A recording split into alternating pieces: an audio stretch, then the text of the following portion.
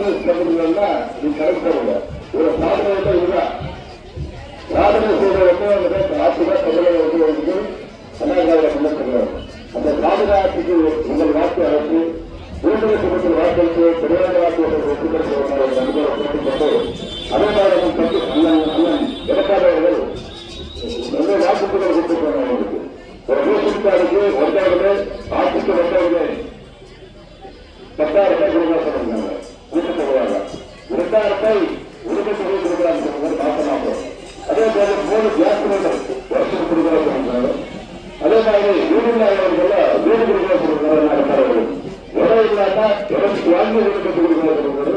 பட்டா இல்லாத வீடு கொடுக்கல பட்டா வாங்க கொடுக்கப்படுகிறது. அண்ணாங்க எடப்பாடி அதுதான் ரேஷன் கடையில இப்ப வாங்குற அரசு கரெக்டா இல்ல குறையில்லை. அதனால கரெக்டா இல்லாத அரசு கொடுக்குறாங்க.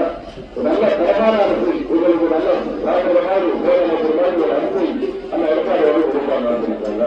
அந்த ரேஷன் கடைக்கு அப்படியே உங்களுக்கு ஒரு சில பருப்பு கொடுக்குறாங்க, ஒரு சில எண்ணெய் கொடுக்குறாங்க.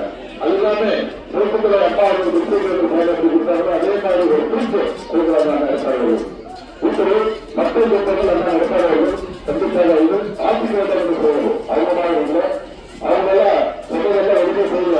எல்லாமே விளையாட்டு ஏற்றுட்டாங்க. கணக்கு ஏற்றுக்கிறாங்க, கணக்கு ஏற்றுட்டாங்க. உடம்பு போட்டுக்கிறாங்க, எல்லாத்துக்கும் ஒரு போட்டு இதுக்கு ஒரு தலைவர்கள போட்டாங்க. ஒரு அத்தியாவசியப்படுத்த விளையாடும் ஏற்றுட்டாங்க. இன்னைக்கு எடப்பாடி அப்படி இல்லை. இன்னைக்கு இந்த ஆட்சி கட்டுப்பாடு அந்த எடப்பாடி வந்தவுடனே ஊருக்கு முக்கியமாக நிறைய வசதிகள் செய்ய வேண்டும் இருக்கிறது.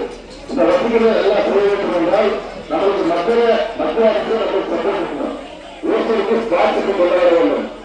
ஸ்மார்ட்டுக்கு கொண்டு வர வேண்டும் என்றால் அண்ணா தமிழக அவர்கள் இருக்கிறாங்க. அவர் வந்து மக்களை யாருக்கு பேசுறது எப்படி பேசணும்